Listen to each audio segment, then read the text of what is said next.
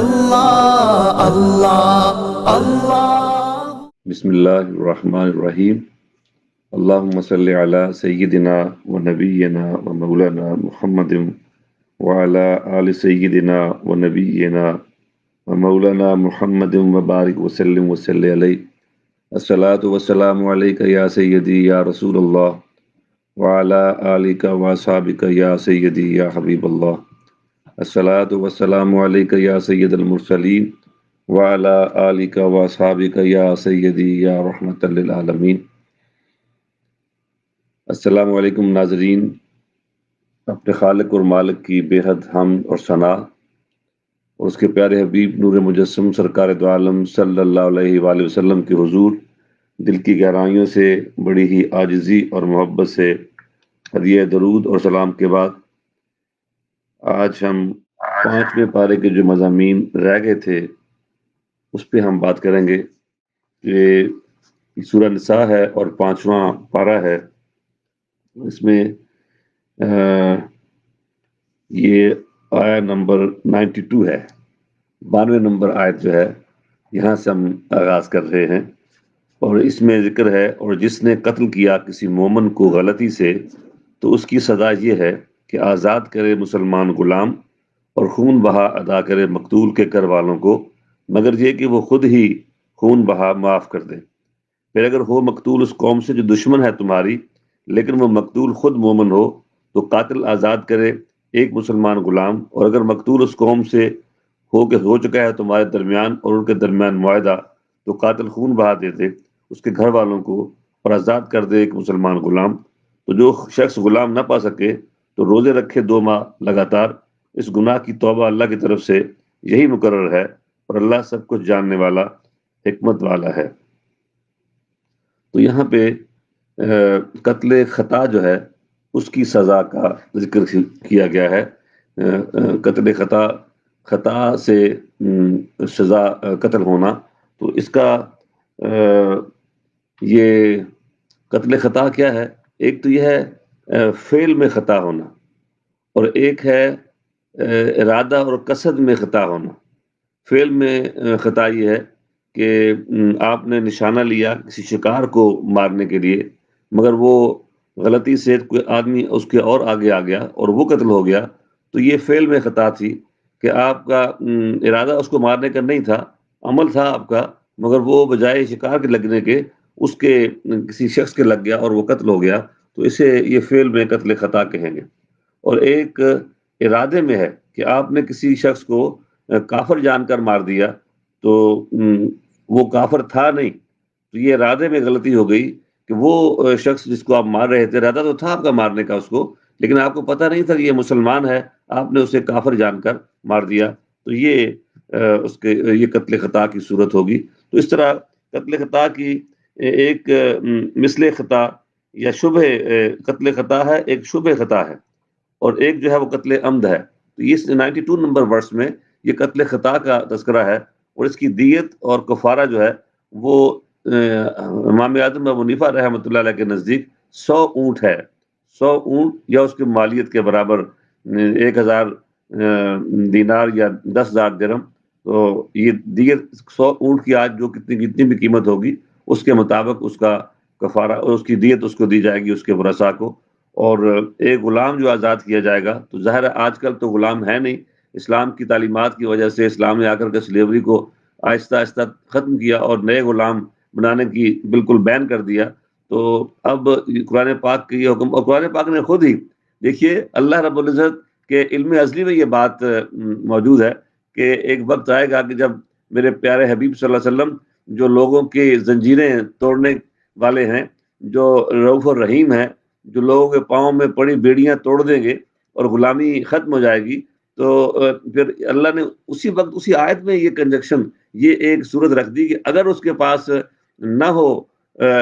یہ کفارہ کے لیے 100 اونٹ دینے کی گنجائش نہ ہو تو وہ 2 ماہ کے لگاتار روزے رکھ لے، تو یہ اس کا کفارہ ہو جائے گا۔ تو آج صورت یہی ہے کہ آج کفارہ کی صورت یہی ہوگی کہ قتل خطا میں کہ وہ 2 ماہ کے روزے بھی رکھے، اور وہ اس کو 100 جو دیت ہے، وہ دیت جو ہے وہ تو دی جائے گی اس کے مقتول کے وارثوں کو، مگر یہ قاتل جو ہے جو قتل خطا کا جس سے صدور ہوا ہے، یہ کفارے کے طور پر 2 ماہ کے روزے بھی رکھے گا۔ اس کی شان نزول میں کوئی واقعات ہیں کہ جیسے میں نے کہا نا کہ ایک جو فعل میں اور ایک قصد میں، تو قصد کے حوالے سے حضرت حذیفہ بن یمان کے بارے میں آتا ہے کہ ان کے والد کو ایک جنگ کے موقع پر لوگوں نے کافر جان کر مار دیا۔ پھر آتا ہے کہ حضرت عیاش جو تھے انہوں نے غلطی سے جب وہ انہیں گرفتار کر کے مکہ واپس لے گئے تھے اور فتح مکہ کے موقع پہ وہ آزاد ہوئے تھے، اور جو لوگ ان کو پکڑ کے لے گئے تھے، ایک عامری شخص جو تھا، تو وہ ان کو پتہ نہیں تھا کہ یہ مسلمان ہو گیا ہے، تو وہ مسلمان ہو چکا تھا، تو انہوں نے اسی اپنے خیال میں اس کو کافر جانتے ہوئے اس کو مار دیا۔ تو یہ 2 واقعات جو ہیں، اور ایک حضرت ابو درداء اور حضرت اسامہ بن زید کا واقعہ بھی ملتا ہے کہ حضرت ابو درداء رضی اللہ تعالی عنہ جو ہے وہ کہتے ہیں کہ میں نے دیکھا کہ ایک شخص کو کہ وہ اس کو انہوں نے کافر جان کر کے اس کو مار دیا۔ وہ کچھ بکریاں لے کے جا رہا تھا تو آپ نے اس پہ حملہ کیا، اس کو مار دیا۔ پھر اس طرح پیدا ہوا کہ میں نے اس کو پوچھا نہیں، اور یہ تو مسلمان جو ہے، اگر یہ اس نے جب اس کو مارا تو اس نے وہ کلمہ پڑھا اس نے سامنے اس کے، تو آپ نے اس کو سمجھا کہ یہ میرے ڈر کی وجہ سے اس نے کلمہ پڑھا ہے۔ اسی طرح اسامہ بن زید جو ہے انہوں نے بھی ایک شخص کو مارا تو وہ بھی کلمہ پڑھنے لگا، تو آپ نے بھی یہ سمجھا کہ یہ ڈر کے مارے کلمہ پڑھ رہا ہے۔ تو دونوں واقعات میں حضرت جب جناب رسول اللہ صلی اللہ علیہ وسلم کی بارگاہ میں حاضر ہوئے اپنے اضطراب کی وجہ سے، اور یہ کمال ایمان ہے صحابہ کرام کا، کمال ایمان ہے کہ جب ان کے کوئی واقعہ ہوتا ہے تو اس کو چھپاتے نہیں ہیں، وہ خود جناب رسول اللہ صلی اللہ علیہ وسلم کی بارگاہ میں حاضر ہو جاتے ہیں اور عرض کرتے ہیں یا رسول اللہ میرے ساتھ یہ معاملہ پیش آیا ہے، تو اب کیا میرے لیے کوئی بخشش کا راستہ ہے؟ کاش آپ اور میں اپنے ہر عمل پہ غور کریں کہ ہمارا یہ عمل جو ہے اس کے ہمیں کیا اس کا صلہ ملے گا، پروردگار ہمارے ساتھ کیا معاملہ کرے گا۔ اگر ہم یہ سوچنے لگ جائیں اور صحابہ کرام کی اطاعت میں ہم اس میں اگر شریک ہو جائیں تو یقیناً پھر ہمارے لیے خیر کے راستے کھل سکتے ہیں۔ مگر ہم تو گناہ کرتے بھی ہیں، غلطی ہمارے دور میں، اور پھر اس پہ ہمیں اصرار بھی اس پہ کرتے ہیں، اور اس کے بعد ہمیں پرواہ بھی نہیں ہوتی ہے۔ تو ایسا ہمیں باز آنا چاہیے ایسے رویے سے۔ جب کوئی قصور ہو تو فوراً ہمیں توبہ کی طرف آنا چاہیے اور اپنے مالک سے ڈرنا چاہیے اور اس سے معافی مانگنا چاہیے کہ پروردگار ہمیں معاف کر دے۔ تو یہ انہوں نے جب یہ رسول پاک صلی اللہ علیہ وسلم کے پاس آئے اور یہ کہا کہ یا رسول اللہ صلی اللہ علیہ وسلم، وہ اس شخص نے تو موت کے خوف سے کلمہ پڑھا تھا۔ ہے میرے آپ کے آقا مولا محمد رسول اللہ صلی اللہ علیہ وسلم مہربانوں کے مہربان اور کریموں کے کریم اور سراپا رحمت و رافت، آپ نے فرمایا کہ کیا تم نے اس کا دل چیر کے دیکھ لیا تھا کہ اس کے اندر ایمان نہیں ہے اور اس اوپر سے اس نے کلمہ پڑھا ہے؟ تو اس نے کہا کہ اب میرا کیا ہوگا؟ تو آپ نے فرمایا کہ لا الہ الا اللہ کا کیا ہوگا، لا الہ الا اللہ کا کیا ہوگا، لا الہ الا اللہ کا کیا ہوگا۔ وہ حضرت عبداللہ کہتے ہیں کہ میں وہاں کھڑا، اور بار جب بھی میں نے کہا تو بار بار آپ یہ فرماتے رہے کہ لا الہ الا اللہ کا کیا ہوگا۔ معنی یہ تھا کہ وہ تو لا الہ الا اللہ پڑھنے والا تھا، تو نے اس کو قتل کر دیا، اب اس کا کیا ہوگا؟ تو کہتے ہیں کہ میں سوچ رہا تھا کہ کاش میں اس سے پہلے والی حالت پہ ہوتا ایسا۔ اور اسی طرح حضرت اسامہ بن زید کے ساتھ بھی یہ معاملہ پیش آیا۔ تو یہاں ہمیں سوچ کی اور فکر کی راہیں ہمارے لیے کھلتی ہیں کہ کلمہ گو کو غلطی سے بھی مارنا جو ہے وہ اس کا قتل یہ بہت بڑا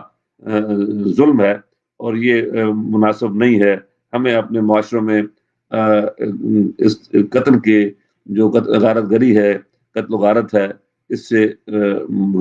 باز آنا چاہیے، اور ہمارے معاشروں میں اس تعلیم کو عام ہونا چاہیے کہ ہمیں اس بات کا احساس ہو ہمارے لوگوں کو کہ قتل کرنا اتنی آسان بات نہیں ہے۔ اور اس میں یہ اس کی جو دیت ہے وہ 3 سال کی مدت میں دینی ہوتی ہے، اور یہ دیت جو ہے یہ اس کے جو رشتہ دار ہیں، اسبا ہے، جو اس کے باپ کے جتنے رشتہ دار ہیں، اقرب فالاقرب، قریب جتنے، ان سب پہ ان پر ہوتی ہے کہ وہ سب اکٹھے ہو کے، بڑی رقم ہوتی ہے، ایک شخص نہیں دے سکتا، تو اس کے جو رشتہ دار ہیں، قبیلہ، خیش برادری، وہ سارے مل کر کے اس کو دیں گے، اور 3 سال میں اس کو پورا کیا جائے گا۔ تو اس طرح اس کے ساتھ جو اگلی آیت ہے متصل، اس کو اگر آپ دیکھیں تو وہ ہے، اور جو شخص قتل کرے کسی مومن کو جان بوجھ کر تو اس کی سزا جہنم ہے، ہمیشہ رہے گا اس میں، اور غضب ناک ہوگا اللہ تعالیٰ اس پر، اور اپنی رحمت سے دور کر دے گا اسے، اور تیار کر رکھا ہے اس نے اس کے لیے عذاب عظیم۔ یہ 93 نمبر ورس ہے۔ من یقتل مؤمنا متعمدا فجزاؤہ جہنم خالدا فیہا وغضب اللہ علیہ ولعنہ وعد لہ عذابا عظیما۔ اللہ اکبر۔ جس نے جان بوجھ کر عمدن قتل کیا وہ قتل خطا کی سزا تھی، اور یہ قتل عمد ہے، اس کی سزا یہ کہ اللہ تعالیٰ اس کو ہمیشہ ہمیشہ جہنم میں رکھے گا۔ یہ اس قدر آپ سے جب پوچھا گیا جناب رسالت محمد صلی اللہ علیہ وسلم سے، تو یہی فرمایا کہ وہ ہمیشہ ہمیشہ جہنم میں رہے گا۔ آپ یہ بھی فرمایا کہ اگر سارے زمین و آسمان والے مل کر پوری دنیا جو ہے وہ قتل عمد کرے تو ان سب کو بھی اللہ تعالیٰ جو ہے وہ اس کے بدلے میں سزا دے دے گا۔ تو یعنی یہ بہت بڑا جرم ہے کہ عمدن کسی کو قتل کرنا، اور اس پہ علامہ غلام رسول سعیدی علیہ الرحمہ نے اپنی تفسیر التبیان میں اس تفصیل سے اس مسئلے کو بیان کیا اور کہا کہ قتل عمد کے بارے میں یہ جو حدیث میں آیا اور یہ آیت بھی ہے کہ وہ ہمیشہ ہمیشہ جہنم میں رہے گا، تو جو بندہ مومن ہے، اگر کسی مومن سے اگر یہ قتل عمد ہوا ہے تو قرآن یہ بھی قاعدہ کلیہ ہے کہ شرک کا جو گناہ ہے اللہ معاف نہیں کرے گا، اور شرک سے نیچے نیچے سارے جو کبیرہ گناہ ہیں وہ اللہ تعالیٰ چاہے تو معاف کر دے گا۔ تو یہ قتل عمد بھی ایک بڑا کبیرہ گناہ ہے، تو اس کے بارے میں یہ کہ وہ اس کو ہمیشہ جہنم میں رہے گا، دائمی خلود فی النار رہے گا، تو اس کا کیا، اس کے مومن ہونے کا اس کو کیا فائدہ ہوگا؟ تو کہا کہ ایک تو صورت یہ ہے کہ اس کی سزا کی نوعیت بیان کی گئی ہے کہ سزا تو اس کی یہ ہے، مگر اگر اس نے توبہ کر لی ہوگی یا اس کو جناب رسالت محمد صلی اللہ علیہ وسلم کی شفاعت مل گئی ہوگی تو پھر اس کو اس سے نجات مل جائے گی اور وہ وہاں نہیں رہے گا۔ تو اس طرح کئی صورتیں انہوں نے یہ بیان کی ہیں۔ تو میں اس کے آگے بڑھتا ہوں۔ اللہ تعالیٰ ہمارے معاشرے میں جو قتل و غارت کرتے ہیں، کسی بھی طرح فتنہ فساد جو برپا ہوتا ہے، اس میں بھی پبلک رائٹس میں بھی اور اپنے انڈیویجولی انفرادی طور پر بھی یہ اس سے لوگوں کو باز آنا چاہیے کہ اتنا آپ کا موقف کتنا ہی سچا کیوں نہ ہو، آپ کتنے ہی کسی اعلیٰ مقصد کے لیے کیوں نہ نکلے ہوئے ہوں، مگر کسی کی جان لینا یہ اتنا آسان کام نہیں ہے۔ میرے آقا مولا محمد رسول اللہ صلی اللہ علیہ وآلہ وسلم نے قتل خطا کے بارے میں کہا، اور بات کہ لا الہ الا اللہ کا کیا ہوگا، اور صحابہ کرام ڈر گئے اس بات سے، جن سے یہ قتل خطا ہوا تھا وہ ڈر گئے، لا الہ الا اللہ کا کیا ہوگا، لا الہ الا اللہ کا کیا ہوگا۔ تو سوچنا چاہیے ہمارے لوگوں کو، جو لوگوں پر سیدھی گولیاں جن لوگوں نے چلائی ہیں سرکاری لوگوں نے، ان کو بھی سوچنا چاہیے کہ کتنا بڑا جرم وہ کرتے ہیں، اور جو دوسرے کسی نیک مقصد کو اپنے سامنے رکھ کے اپنے تئیں یہ سوچ کر کہ ہم تو نیک کام کر رہے ہیں، تو وہ غصے کی کیفیت میں وہ دوسروں کو قتل کرتے ہیں، ان کو بھی سوچنا چاہیے کہ کلمہ گو کو کیسے وہ آپ قتل کر سکتے ہیں۔ اور حضرت علی کرم اللہ وجہ جو آپ سے جو سب سے عالم و اقدہ ہیں اپنے تمام صحابہ کرام میں سے، جن کو جناب رسول اللہ صلی اللہ علیہ وسلم نے شہر علم کا دروازہ کہا ہے، وہ ایک موقع پر کسی کافر کو مارنے لگتے ہیں، کافر کو نیچے گرایا ہوا ہے اور اس کو قتل کیا چاہتے ہیں کہ وہ تھوک دیتا ہے آپ کے چہرہ انور پر، اس چہرہ مبارک پر کہ جس کے بارے میں سرکار فرماتے ہیں کہ النظر الی وجہ علی عبادہ، علی کے چہرے کو دیکھنا بھی عبادت ہے۔ جب وہ تھوکتا ہے تو آپ اس کو چھوڑ کے ایک طرف ہو جاتے ہیں۔ وہ پوچھتا ہے کہ یہ کیا ماجرا ہے، پہلے مجھے آپ چھوڑ نہیں رہے تھے اور اب میں نے زیادتی کی ہے تو اب آپ نے مجھے چھوڑ دیا ہے۔ پہلے میرا ارادہ اللہ کے لیے قتل کرنے کا تھا، اور اب تمہارے تھوک دینے کی وجہ سے مجھے غصہ آ گیا اور میرا ذاتی جو انتقام کا جذبہ بھی میرے اندر آ گیا ہے، تو لہذا میں نے تمہیں چھوڑ دیا ہے، میں اپنی ذات کی وجہ سے تمہیں قتل نہیں کرنا چاہتا۔ تو اللہ تعالیٰ ہمیں، ہمارے لوگوں کو جہاں بھی مسلمان بستے ہیں، جہاں بھی رہتے ہیں، ہمیں ہر اپنے رویوں کو پابند کرنا چاہیے جناب رسول اللہ صلی اللہ علیہ وآلہ وسلم کے احکامات کا، آپ کی تعلیمات کا۔ قرآن پاک جو ہم پڑھ رہے ہیں، اس سے ہمیں یہ سیکھنا ہے، ہمیں اپنے لوگوں کو یہ بات بتانی ہے کہ باز آئیں اس جرم سے، یہ بہت بڑا جرم ہے، کسی کی جان لینا اتنا آسان کام نہیں ہے۔ جا کے آگے ہم پڑھیں گے، آگے جا کے وہ جگہ آتا ہے کہ جس نے کسی ایک انسان کو قتل کیا وہ ایسے ہے جس نے ساری انسانیت کو اس نے قتل کر دیا ہے۔ تو اللہ تعالیٰ ہمیں اس سے ایسے رویوں سے باز رکھے اور ہمیں اس سے محفوظ رکھے۔ پھر اگلی آیت ہے 96 آیت میں، گھر میں بیٹھ رہنے والے اور جہاد کرنے والے برابر نہیں ہو سکتے۔ پھر اللہ تعالیٰ کی راہ میں ہجرت کرنے والوں کی فضیلت بیان کی گئی کہ جو اللہ کی راہ میں ہجرت کرتے ہیں ان کو اللہ تعالیٰ ان کی تعریف کرتا ہے۔ اور پھر سفر میں نماز قصر پڑھا کرو، اور جب تم سفر کرو زمین میں تو نہیں تم پر کچھ حرج اگر تم قصر کرو نماز میں۔ وَإِذَا ضَرَبْتُمْ فِي الْأَرْضِ فَلَيْسَ عَلَيْكُمْ جُنَاحٌ أَن تَقْصِرُوا مِنَ الصَّلَاةِ۔ 101 نمبر آیت ہے سورہ النساء کی۔ اگر تم سفر پہ جاؤ تو پھر تم نماز میں قصر کر لو۔ قصر کیا ہے کہ جہاں 4 فرض پڑھنے تھے وہاں آپ 2 فرض پڑھیں گے، آدھے فرض ادا کریں گے۔ تو یہ نماز قصر جو ہے یہ سفر کتنا ہے، جسے شرعی سفر کہیں گے، کتنے مائل کا ہے، اس پہ بھی 3 دن کا ایک عمدہ مضبوط سواری پر اونٹ پر اس زمانے میں 3 دن کا جو سفر اگر کوئی کرتا تو اس کو وہ شرعی سفر قرار دیتے۔ اور وہ کتنے فرسخ اس وقت کا جو پیمانہ تھا اس کو اس میں کنورٹ کیا گیا، اور اس کو پھر ہر دور کے جو فقہاء تھے، علماء تھے، وہ اپنے اپنے دور میں اس کو تقسیم کرتے رہے کہ تبدیل کرتے رہے کہ آج کنورٹ کرتے رہے کہ آج کے دور میں وہ 3 دن کا جو سفر تھا وہ کتنا بنے گا۔ تو اس وقت جو الحضرت عظیم البرکت مولانا اشرف احمد رضا خان فاضل بریلوی علیہ الرحمہ نے 57.5 میل لکھا ہے اس کو، کہ 57.5 میل تک اگر کسی نے سفر پہ جانا ہو تو وہ شرعاً مسافر ہو گیا، اور وہ اس پہ اگر وہاں 14 دن سے 2 ہفتے سے کم اس کا رہنے کا ارادہ ہوگا، ٹھہرنا بھی ہو سے کم ٹھہرے تو وہ شرعی مسافر ہے، تو وہ قصر کرے گا۔ اور اس پہ علامہ غلام رسول سیدی رحمۃ اللہ علیہ نے انہوں نے اس کو جب کنورٹ کیا ہے تو حساب لگایا، انہوں نے کہا کہ مجھے نہیں معلوم کہ اعلیٰ حضرت نے کس پیمانے کے تحت 57.5 لکھا ہے، میرے کیلکولیشن کے مطابق اس کو 61 میل بنتا ہے یہ، کہ اس میں تھوڑا سا 61 میل سے بھی تھوڑا زیادہ اتنا اگر سفر ہو تو پھر وہ شرعاً مسافر ہوتا ہے، اور اس کو آدھی جو ہے حضور پیر کرم شاہ صاحب علیہ الرحمہ نے بھی اس کو 57.5 میل ہی لکھا ہے۔ اور لیکن انہوں نے اس کو لیٹسٹ ان کی جو تحقیق تھی انہوں نے کیلکولیشنز کی تو یہ 61 میل جو ہے یہ لکھتے ہیں۔ اسی طرح اس میں دیکھیے کہ کتنی اسلام اللہ تعالیٰ اپنے بندوں میں کس قدر مہربان ہے کہ وہ ان کو سہولت دیتا ہے کہ اگر تم سفر پہ ہو تو سفر جو ہے اگر 1 میل کا بھی ہو تو اسے سکر کہا گیا ہے۔ اس لیے سفر میں جب انسان اپنے گھر سے باہر ہوتا ہے تو دشواریاں مشکلات اس کے لیے تو اس کو یہ سہولت دی گئی کہ وہ آدھی نماز پڑھ لے، فرض جو ہے وہ آدھے پڑھ لے۔ اسی طرح اس کے متصل اگلی جو آیت ہے اس میں نماز خوف کا طریقہ بتایا گیا ہے، اور نماز خوف یہ جنگ کے موقع پر اگر برسر پیکار ہوں مسلمان کفار سے تو اس وقت نماز پڑھی جائے، نماز خوف سے کہا گیا۔ تو میں یہاں رک کر کے نماز خوف کا تذکرہ جو قرآن پاک کرتا ہے وہ آیت پڑھنے سے پہلے آپ اپنے ناظرین سے اور آپ کے ذریعے بعد میں جو لوگ سنیں دیکھیں اس کو، میں یہ کہوں گا کہ کس قدر اہمیت ہے نماز کی، کس قدر اہمیت ہے نماز کی، کہ آپ نہیں چھوڑ سکتے نماز کسی بھی صورت میں، کہ اگر جنگ کا موقع بھی ہے تو اس وقت بھی کوئی صورت ایسی بنائی جائے کہ نماز نہ رہ جائے۔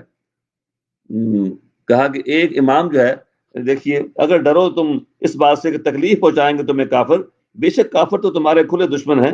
اے حبیب جب آپ ان میں موجود ہوں اور قائم کریں آپ ان کے لیے نماز، تو چاہیے کہ کھڑا ہو ایک گروہ ان سے آپ کے ساتھ اور پکڑ رکھیں اپنے ہتھیار، بس جب سجدہ کر چکے ہیں وہ ہو جائیں تمہارے پیچھے، اور آ جائے دوسرا گروہ جس نے ابھی نماز نہیں پڑھی، بس اب وہ نماز پڑھیں آپ کے ساتھ اور لیے رہیں اپنے بچاؤ کا سامان اور ہتھیار۔ یہ 101 اور 102 نمبر جو آیت ہے سورہ نساء کی، اس میں کہا گیا کہ امام کے ساتھ ایک جماعت جو ہے 1 رکعت پڑھ لے، اور اس دوران کچھ ایک جماعت جو ہے مسلمانوں کی وہ ہتھیار لے کر کے ان کی دفاع میں کھڑی رہے تاکہ کافروں پہ حملہ آور نہ ہو جائیں، اور جنہوں نے جب ایک رکعت ہو جائے تو وہ جنہوں نے 1 رکعت پڑھ لی ہے امام کے ساتھ وہ ہتھیار لے کر کے کھڑے ہو جائیں، اور جنہوں نے ابھی نہیں پڑھی وہ آ کے اپنی ان کے پیچھے پڑھیں، اور اس جب سلام پھر جائے تو پہلے یہ چلے جائیں اور یہ جا کے وہاں کھڑے ہو جائیں جو پہلے 1 رکعت پڑھ کے گئے تھے، وہ واپس آ کر کے اپنی رکعت اب پوری کریں، اپنی نماز دوسری رکعت جو ہے، اور وہ دوسری رکعت پڑھیں گے.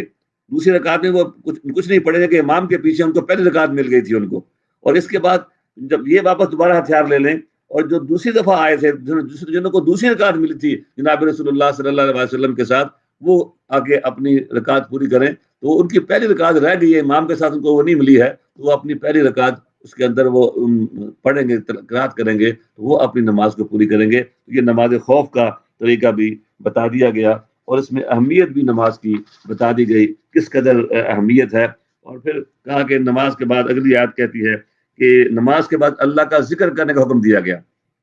نماز کے بعد اللہ کا ذکر کرنے کا حکم دیا گیا, اور جب ادا کر چکو تم نماز تو ذکر کرو اللہ تعالیٰ کا, کھڑے ہوئے, بیٹھے ہوئے, اور اپنے پیروں پر لیتے ہوئے.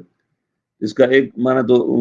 علماء نے یہ لکھا کہ نماز کے بعد پھر تدبر اور تفکر کے ساتھ تمہارے دل رجوع کرتے میں رہیں اللہ کی طرف, اور اس کو تم یاد کرو. اور اگر اس کے جو ظاہری معنی ہے کہ نماز کے بعد اللہ کا ذکر کیا جائے, تو اس کو اللہ کا ذکر جو ہے کسی بھی حالت میں اس سے منع آپ نہیں کر سکتے. اور نماز جو حضرت عبداللہ ابن عباس رضی اللہ تعالیٰ کی روایت ملتی ہے, وہ کہتے ہیں کہ ہم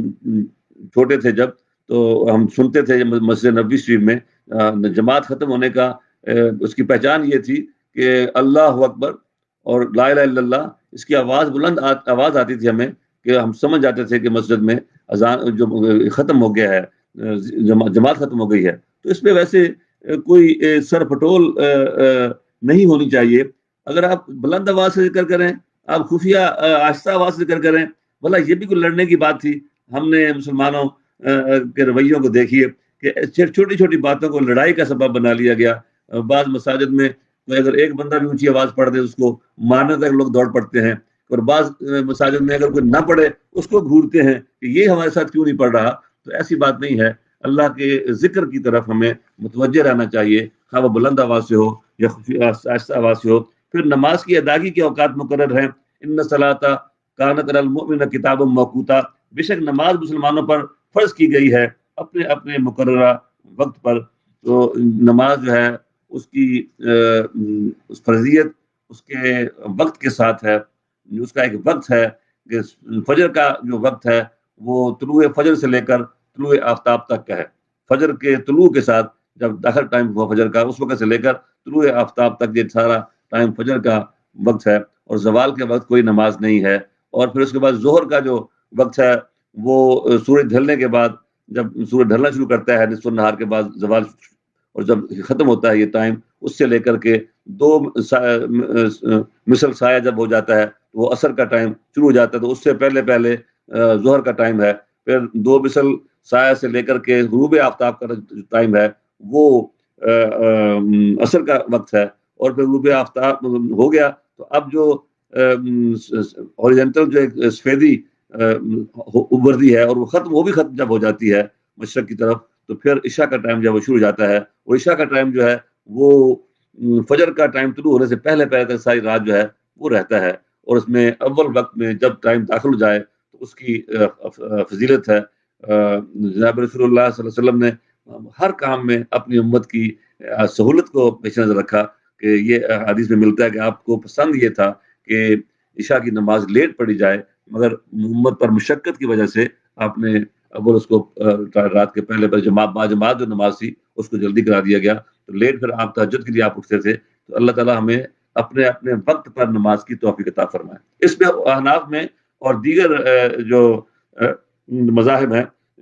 شافعی اور حنبلی مالکی, تو حنفی اس میں ڈفرینٹ ہیں اس معاملے میں. ہم حنفی ہیں, تو اس میں ان کے ہاں یہ ہے کہ آپ 2 نمازیں جو ہیں وہ اکٹھی کر سکتے ہیں. کہ گھر سے نکلے, آپ سفر پہ جانے لگے ہیں, تو ظہر کے وقت پہ ہی وہ عصر کی نماز ساتھ پڑھ لیتے ہیں, یا مغرب کے وقت ہی وہ عشاء کی نماز جو ہے وہ پڑھ لیتے ہیں. اور اس سے وہ دلیل دیتے ہیں کہ جیسے حج کے موقع پر جب نماز تاخیر کر دی جاتی ہے وہاں پہ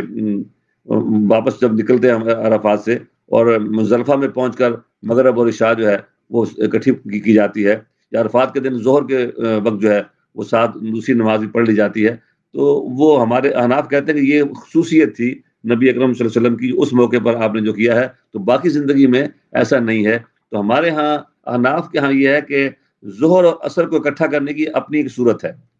وہ کہتے ہیں کہ قرآن پاک کا حکم بھی ہے, قرآن پاک جی کا یہ حکم ہے کہ تم اپنے وقت پہ نماز فرض ہے،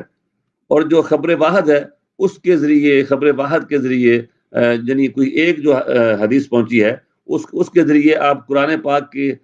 واضح حکم کو مؤخر نہیں کر سکتے، جبکہ دوسرے فقہا اس کو کرتے ہیں، جیسے میں نے پہلے عرض کیا کہ وہ نکلتے ہوئے ایک ہی ظہر کے وقت میں عصر بھی پڑھ لیں اور مغرب کے وقت میں عشاء بھی پڑھ لیں، مگر حنفی کہتے ہیں کہ آپ اکٹھا کریں دو نمازوں کو، مگر اس طرح کے حدیث پر بھی عمل ہو جائے اور قرآن پر بھی عمل ہو جائے۔ وہ کیسے ہوگا؟ وہ کہتے ہیں کہ آپ جب سفر میں ہوں تو اب اس جگہ رکیں نماز کے لیے کہ ظہر کو مؤخر کرتے جائیں، لیٹ کرتے جائیں، اور اس جگہ رکیں کہ اب ظہر کا تھوڑا سا ٹائم رہتا ہو اور تھوڑی دیر کے بعد عصر داخل ہونا ہو، تو ظہر اپنے آخری وقت میں پڑھی جائے اور عصر اپنے اول وقت میں پڑھی جائے، تو اکٹھی بھی ہو جائے گی، دونوں اپنے اپنے وقت میں پڑھی جائیں گی، قرآن پر بھی عمل ہو جائے گا اور حدیث پر بھی عمل ہو جائے گا۔ ایسے ہی مغرب کو مؤخر کر دیا جائے اس وقت تک جو آخری وقت ہو مغرب کی نماز کا، اور اس وقت مغرب اپنے ٹائم میں پڑھی جائے، اور اس کے بعد عشاء جب کا ٹائم داخل ہو جائے ساتھ ہی جب جیسے ہی عشاء کا ٹائم داخل ہو فوراً عشاء پڑھ لی جائے، تو وہ دونوں صورتوں میں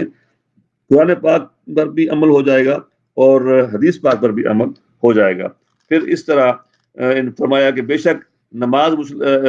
یتیم بچوں اور بچیوں کے معاملہ میں انصاف کرنے کا حکم دیا گیا کہ ان کے ساتھ تم انصاف کے ساتھ معاملہ کرو۔ پھر میاں بیوی میں صلح کے لیے کہا گیا کہ ان میں صلح، اس میں میں تھوڑا آگے چلا گیا میں ٹائم کی وجہ سے کہ ٹائم کم ہے۔ ہمارے معاشرے میں یتیموں کے ساتھ جو سلوک ہوتا ہے قرآن پاک بار بار ہمیں متوجہ کرتا ہے اس طرف کہ ان کے بارے میں تم خیال کرو۔ پھر بچیوں کے بارے میں، لڑکیوں کے بارے میں بھی قرآن پاک بار بار کہتا ہے کہ تم ان کے بارے میں خیال کرو۔ دیکھیے کیا کہا گیا، اور فتویٰ پوچھتے ہیں آپ سے عورتوں کے بارے میں، آپ فرمائیے اللہ تعالیٰ فتویٰ دیتا ہے تمہیں ان کے بارے میں، اور وہ آیتیں جو پڑھی جاتی ہیں تم پر کتاب قرآن میں، ان میں احکام ہیں ان یتیم بچیوں کے متعلق جنہیں تم نہیں دیتے ہو جو حق مقرر کیا گیا ہے ان کے لیے، اور خواہش کرتے ہو کہ خود نکاح کر لو ان کے ساتھ ان کا مال دبوچنے کے لیے۔ اور قرآن میں احکام ہیں کمزور بچوں کے متعلق، اور وہ یہ کہ قائم رہو یتیموں کے معاملہ میں انصاف پر، اور جو کرو گے بھلائی کے کاموں سے تو یقیناً اللہ تعالیٰ اس کو خوب جانتا ہے۔ یعنی کوئی بچی یتیم رہ گئی ہے اور اس کا ترکے میں اس کے پاس مال بھی ہے، اس کے والد نے چھوڑا ہے، تو اس معاشرے میں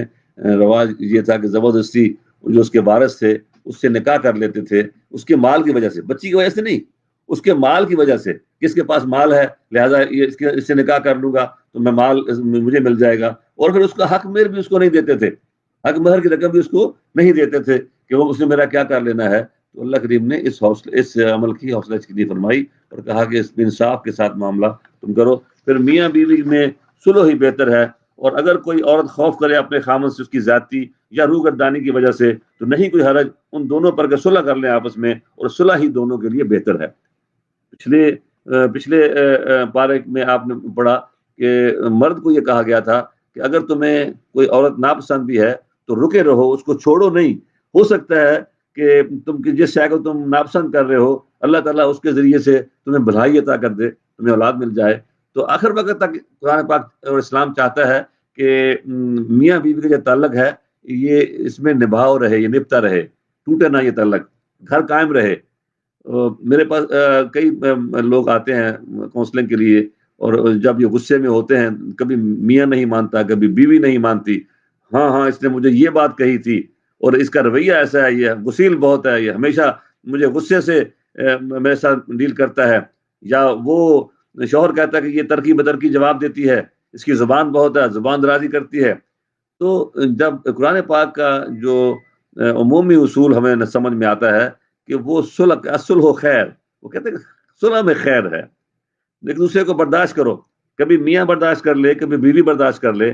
جب وہ غصے میں ہو تو وہ خاموش ہو جائے، جب ایک فریق کو غصہ آئے ہوا دوسرا فریق خاموش ہو جائے، جب ایسا ہو تو پھر معاملہ جو ہے وہ نپتا ہے۔ شاہ تراب الحق صاحب ہمارے بہت بڑے عالم دین ہوئے ہیں، وہ ہمارے یہاں تشریف لائے خطبے کے لیے، تو انہوں نے کہا کہ بہت سارے ہمارے پاس لوگ آتے ہیں تعویذ لینے کے لیے، تو ایک تعویذ وہ ایجاد بندہ ہے، میرا اپنا ایجاد کرتا ہے، مجھے وہ کیا ہے، کہتے ہیں کہ جب کوئی ساس آتی ہے میرے پاس کہ میری جو بہو ہے وہ بہت زیادہ زبان دراز ہے، یا بہو آتی ہے کہ میری ساس مجھے بہت تنگ کرتی ہے، تو میں انہیں کچھ دیتا ہوں کہ کہ یہ تم نے رکھنا ہے اپنے دانتوں کے نیچے. جب دوسرا فریق جو ہے وہ زیادہ باتیں کرے، زیادہ تمہیں برا بھلا کہے، جتنا وہ باتیں تمہیں برا بھلا کہہ رہی ہو، تو اپنے زور سے دبانا ہے اس کو. وہ کہتے ہیں کہ 1 دن 2 دن 3 دن ہفتہ جب بھی ساس اس کو برا بھلا کہے، سخت کہے، تو اس بہو نے تو یہ منع ہوا کہ میں نے اپنی دانت کھولے نہیں ہے، بات کرنی نہیں ہے. تو وہ سمجھتی ہے کہ یہ بڑی سدھر گئی ہے، تو لہٰذا وہ اپنا رویہ ٹھیک کر لیتی ہے. تو ایسے ہی یہ صلح کا جو اصول جو ہے قرآن پاک کا وہ یہ ہے کہ الصلح خیر. میاں بیوی کے لیے یہ ہے کہ وہ اپنے گھر کو بچائیں. اور میں بڑی درد مندی سے یہاں پہ جو ریشو ہے ٹوٹنے کی، مجھے بڑا دکھ اور تکلیف سے کہنا پڑتا ہے. کئی دفعہ میں دیکھتا ہوں ادھر نکاح ہوتا ہے، ہم اس کی شادی میں شریک ہوتے ہیں، اور 5-6 ماہ کے بعد ہی نوجوان جوڑے جو ہیں وہ آپس میں سرپٹور ہوتی ہے، اور وہ کونسلے کے لیے آ جاتے ہیں، اور پھر وہ سنتے نہیں کوئی بات بھی، اور ان کے گھر ٹوٹ جاتے ہیں. اور کبھی ایسا بھی ہے کہ بچے بڑے ہو گئے ہیں، 20 سال ہو گئے ہیں، شادیاں ہوئی ہے، 25 سال ہو گئے ہیں شادی ہوئے، اور اس وقت خیال آتا ہے موصوف کو کہ یہ تو میری بیوی جو تھی، یہ تو اس کے زبان ٹھیک نہیں، اس کا رویہ مجھ سے ٹھیک نہیں، تو میں اس کو چھوڑتا ہوں. جب بیوی کہتی ہے کہ یہ میں ہی ہوں جو اس کے ساتھ نباہ کرتی رہی ہے، ورنہ کوئی اور دکھائے اس کا نباہ کر کے، تو اپنے گھر کو توڑنے پر تیار تل جاتے ہیں اور گھر توڑ لیتے ہیں. میں بڑی درد مندی سے ان تمام لوگوں کو جو ایسی جن کو صورتحال درپیش ہو ان کے سامنے یہ قرآن پاک یاد رکھتا ہوں. اگر کوئی عورت خوف کرے اپنے خامن سے اس کی زیادتی یا روگردانی کی وجہ سے، تو نہیں کوئی حرج ان دونوں پر کہ صلح کر لیں آپس میں، اور صلح ہی دونوں کے لیے بہتر ہے. کہ بچوں کی زندگی جو ہے وہ تمہارے اس برداشت میں ہے، تمہاری انا کی قربانی اور تمہاری بجا کہ آپ تکلیف میں ہیں، شوہر یا بیوی دونوں کسی بھی وجہ سے، دوسرے کے رویے کی وجہ سے، مگر آپ کو یہ دیکھنا ہے کہ آپ کے بچوں پہ بھگتتے، اس کو فیس کرتے آپ کے بچے ہیں. آپ تو اپنی انا بچا لیتے ہیں، آپ کی انا بچ جاتی ہے، مگر آپ کے بچوں کی زندگیاں برباد ہو جاتی ہیں. گھر کا ٹوٹنا قرآن کو پسند نہیں ہے، گھر کا جڑے رہنا قرآن پاک کی ترجیح ہے، تو اس میں بہتری ہے. پھر ایک سے زیادہ بیویاں ہونے کی صورت میں پورا انصاف کرو، تو تم نہیں کر سکتے، تاہم ایک ہی طرف جھک نہ جاؤ. یعنی پورا جو انصاف ہے اگر نہ بھی ہو تو کم از کم اتنا تو نہ کرو کہ تم جھک جاؤ ایک ہی طرف، کہ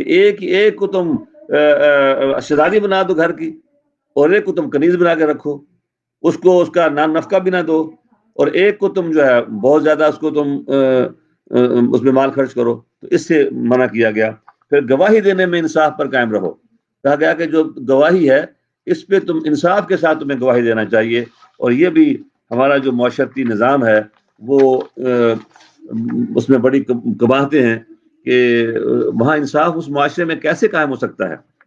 اس معاشرے میں انصاف کیسے قائم ہو سکتا ہے جہاں ایف آئی آر سے لے کر سپریم کورٹ تک آپ جائیں، ایف آئی آر درج ہونے سے لے کر چھوٹی عدالت سے پھر ہائی کورٹ سے سپریم کورٹ، جب بنیاد ہی غلط ہے کہ جو مدعی ہے وہ جھوٹ بولتا ہے. قتل ایک بندہ کرتا ہے، مگر ہم سارے گھر والوں کو، اور خاص طور پر سربراہ جو کنبہ کو ہم پہلے نامزد کرتے ہیں کہ یہ بھی مسلح با کاربین اور مسلح با کلاشنکوف اور فلاں اس کے ساتھ تھے، اور یہ سارا پتہ ہے کہ قتل کس نے کیا ہے، لیکن جھوٹی ایف آئی آر درج کرائیں گے، اور اس جھوٹی ایف آئی آر کو سپورٹ کرنے کے لیے پھر جھوٹے گواہ کھڑے ہو جائیں گے.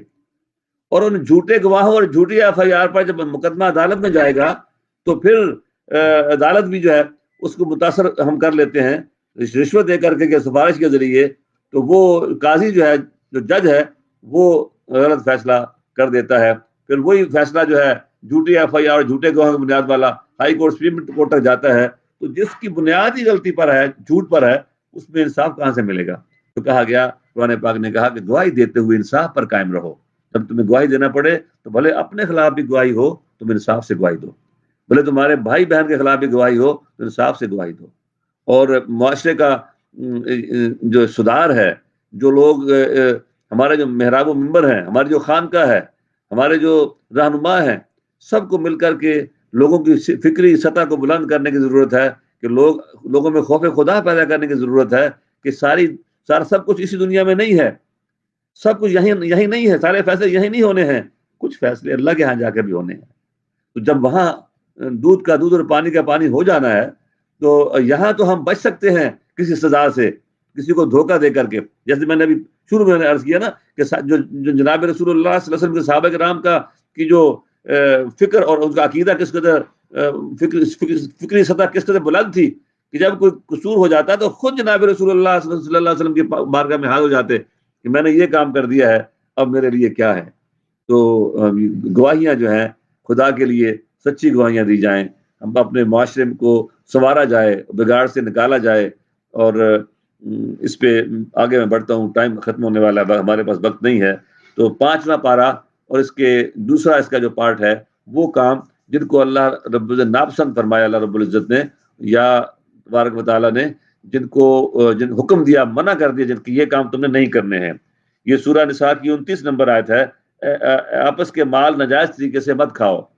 اے ایمان والو نہ کھاؤ اپنے مال آپس میں ناجائز طریقہ سے، مگر یہ کہ تجارت ہو تمہاری باہمی رضامندی سے، اور نہ ہلاک کرو اپنے آپ کو، بے شک اللہ تعالیٰ تمہارے ساتھ بڑی مہربانی فرمانے والا ہے۔ اس میں دو چیزیں آ گئیں کہ تجارت کے ساتھ اور باہمی رضامندی کے ساتھ تو جو مال ہم لین دین ہو وہ تو جائز ہے، مگر ناجائز طریقہ سے کسی کا مال جو ہم لیں گے تو وہ اس سے منع کر دیا گیا ناجائز طریقے سے۔ اس پہ مفسرین کرام نے رشوت کو بھی اسی آیت کے ضمن میں لکھا ہے کہ رشوت دے کر کے ناجائز اپنا حق نہیں ہے آپ کا، مگر آپ رشوت دے کر، مال دے کر آپ دوسرے بندے کا مال ہڑپ کرنا چاہتے ہیں تو یہ ٹھیک نہیں ہے۔ اگرچہ اس میں یہ صورت بھی لکھی گئی ہے کہ اگر اپنی جان بچانے کے لیے آپ حق پر ہیں اور دوسرا فریق آپ کی جان کے در پہ ہے، آپ حق پر ہیں اور دوسرا فریق آپ کا مال آپ سے لینا چاہتا ہے، تو اس میں یہ رخصت ہے کہ آپ پیسے دے کر کے اپنی جان یا اپنا مال بچا لیں۔ لیکن اگر تقوی کی بات تو یہ ہے کہ کوئی بھی صورت ہو آپ اس طرف نہ جائیں، مال دے کر کے اپنے مال جان بچانے کی طرف نہ بڑھیں۔ لیکن یہ لکھا گیا فقہاء نے، مفسرین نے، کہ یہاں یہ ناجائز طریقہ نہیں ہوگا، لیکن آپ کا حق نہیں ہے مگر آپ قاضی کو، منصف کو رشوت دیتے ہیں، تو اس میں سرکار کی جو حدیث ہے کہ راشی اور مرتشی، رشوت دینے والا اور لینے والا دونوں جہنمی ہیں، تو دونوں کو سوچنا چاہیے۔ ہمارے معاشرے میں، ہمارے اجتماعی رویوں میں، ہمارے اجتماعی امور میں کس قدر رشوت کو دخل ہے یہ آپ جانتے ہیں۔ اللہ تعالیٰ مجھے اور آپ کو اور ہمارے پورے معاشرے کو اس لعنت سے محفوظ فرمائے۔ اور پھر کہا گیا اور نہ ہلاک کرو اپنے آپ کو۔ ایک تو یہ ہلاکت ہے کہ اپنے آپ کو یہ رویہ کر کے کہ تم رشوت دیتے ہو، رشوت لیتے ہو، یہ ہلاکت ہے فکری، کہ یہ گویا ایسے ہے جیسے تم اپنے آپ کو ہلاک کر رہے ہو، اپنے آپ کو۔ اور ایک اس میں کہا کہ اس سے مراد یہ کہ خودکشی نہ کرو، کہ اپنے آپ کو خود اپنے آپ کو قتل نہ کرو۔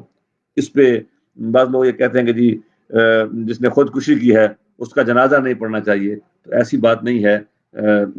ہاں یہ صحیح ہے کہ جناب رسول اللہ صلی اللہ علیہ وسلم نے خود جنازہ نہیں پڑھا، اور یہ تنبیہ کے لیے تھا۔ جیسے کہ آپ نے کہا کہ اگر کوئی مقروض ہوتا تو آپ کہتے ہیں کہ تم جنازہ پڑھ لو اس کا،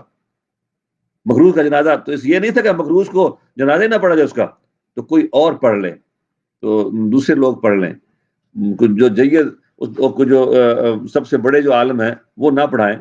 جیسے جناب رسول اللہ صلی اللہ علیہ وسلم نے نہیں پڑھا، لیکن اس پر جنازہ، مسلمان جو ہے وہ گناہ گار ہے، اس نے خودکشی کی ہے، اس نے جو بھی جرم کیا ہے اس نے، تو اس کو جنازہ اس کا ہوگا، کفن دیا جائے گا، اس کو دفن کیا جائے گا۔ تو اس طرح سختی جو بعض لوگوں میں ہے وہ صحیح نہیں ہے۔ پھر کہا اور اگر تم کبیرہ سے بچتے رہو تو جن سے تمہیں منع کیا گیا ہے تو ہم تمہارے صغیرہ کو معاف کر دیں گے، یعنی کبیرہ گناہوں سے جنہیں کہا کہ تم بچو اس سے۔ اب کبیرہ گناہ کیا ہیں، اس میں وقت بالکل اختتام کو پہنچا، میں تفصیل میں نہیں جا سکوں گا، مگر اس کی موٹی سی اس کی تعریف یہ کی گئی ہے، اس کے عام لفظوں میں یہ کہوں گا کہ جن کاموں پر، جن گناہوں پر وعید آئی ہے، جہنم کی سزا کا سنایا گیا ہے، یا جن پر دنیا میں ان کی سزا ان کو اس کی رکھی گئی ہے، یہ سارے کام جو ہیں یہ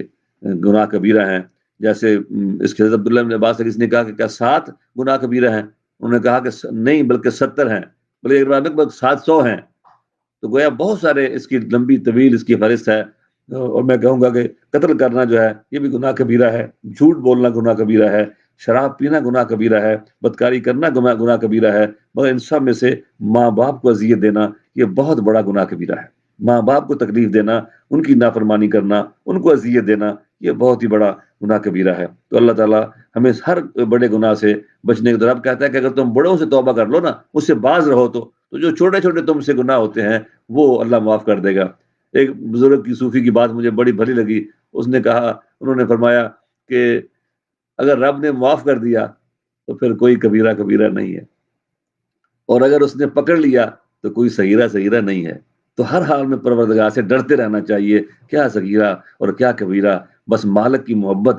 اور اس کی اگر سینے میں پیدا ہو جائے، وہ اور اس کی خشیت اگر رویوں میں آ جائے، تو پھر انسان جو ہے وہ بڑے بڑے کیا، وہ چھوٹے چھوٹے گناہوں سے بھی بچنے کی طرف چلا جاتا ہے. پھر حسد سے منع کیا گیا، غرور سے منع کیا گیا، بخل سے منع کیا گیا، ریاکاری اور دکھاوے سے منع کیا گیا، نشے کی حالت میں نماز کے قریب آنے سے منع کیا گیا، بددیانت اور بدکار کو اللہ تعالیٰ دوست نہیں رکھتا اس کا اعلان کر دیا گیا، اور سرگوشی کرنے سے منع کر دیا گیا. رسول پاک صلی اللہ علیہ وسلم کی مخالفت جو ہے یہ جہنم میں گرا دیتی ہے. تو اللہ تعالیٰ مجھے اور آپ کو عمل کی توفیق عطا فرمائے.